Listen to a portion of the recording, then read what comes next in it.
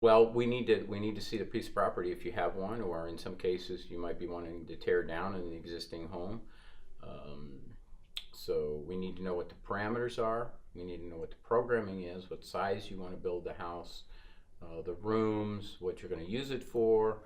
Are you going to live in it? Is it going to be a spec home that you plan to sell when it's complete? All those questions need to be answered. So we do a lot of interviewing of our clients to make sure that we're getting the information correct from them to produce a program, which we then from that produce a conceptual design, and then we go back and forth many times with the client to make sure that conceptual design is approved. Once that's signed off, then we can enter into working drawings and complete the project for them.